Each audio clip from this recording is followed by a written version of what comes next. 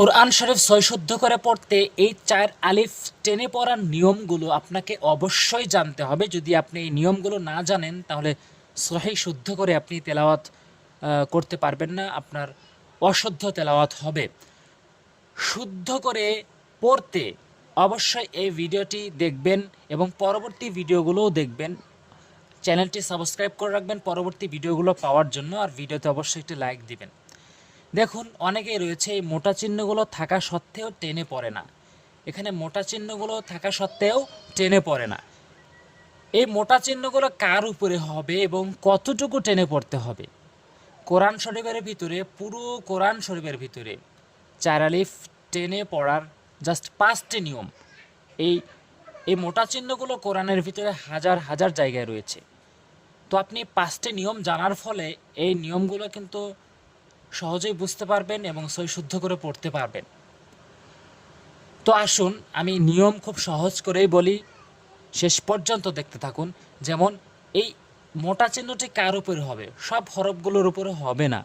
এই মোটা চিহ্নগুলো হওয়ার জন্য 2টি নিয়ম লাগে। একটি হচ্ছে মদের হরফ, আর একটি হচ্ছে মদের হরকত। মদের হরফ হলো জবরের বাম পাশে খালিফ হওয়া, এর উপরে মোটা চিহ্ন হতে হবে। জেরের বাম পাশে জজমালা ইয়া, এর উপরে মোটা চিহ্ন হতে হবে। এবং পেশের বাম পাশে জজমালা ওয়াও, এর উপরে মোটা চিহ্ন হতে হবে। এটি হচ্ছে মদের হরফ। এবং মদের হরকতের উপরেও হবে, মানে খারা জবর খারাজের উল্টো পেশ, এইগুলোর উপরেও মোটা চিহ্নটি হবে। এবং টেনে কাকে পড়ব? মদের হরকত অথবা মদের হরফকে আমরা টেনে পড়ব। সহজ করে বুঝতে গেলে যেই হরফের উপরেই মোটা চিহ্ন থাকবে সেই হরফকেই আমরা 4 আলিফ করে টেনে টেনে পড়ব। কিভাবে পড়ব অবশ্যই মনোযোগ সহকারে শেষ পর্যন্ত দেখতে থাকুন। জিম আলিফ জবর যা, যা, অথবা আপনি যদি সুর দিয়ে ঢেউ দিয়ে বলতে চান যা, হামজা জবর আ, যা আ, অজবর ওয়া, জিমিয়া জের জি। এটি কিন্তু মদের হরফ, জেরের বাম পাশে জজমালা ইয়া, তার উপরে মোটা চিহ্ন হয়েছে জি। হামজা জবর আ, অজি আ, বা জেরে বি, সিনা অফিসে সু, 4 আলিফ করে টেনে পড়বেন। এই 4 আলিফ টেনে পড়বেন। র 4 আলিফ টেনে পড়বেন। লা লা 4 আলিফ টেনে পড়বেন। তো যে হরফের উপরে থাকবে সেই হরফকে 4 আলিফ করে টেনে পড়বেন। 4 আলিফ পরিমাণ 3 অথবা 4 সেকেন্ড আপনি এ পরিমাণ টেনে পড়বেন। এবং দ্রুত আপনি রিডিং পড়ার জন্য, অনেকে আছে কোরআন শরীফ একদম স্লো করে পড়ে, যার ফলে একটি টান হয়, একটি টান হয় না। একটি হরফ পড়তে পড়তে আরেকটা হরফ ধরতে ধরতে আরেকটা হরফ টান হয়ে যায়।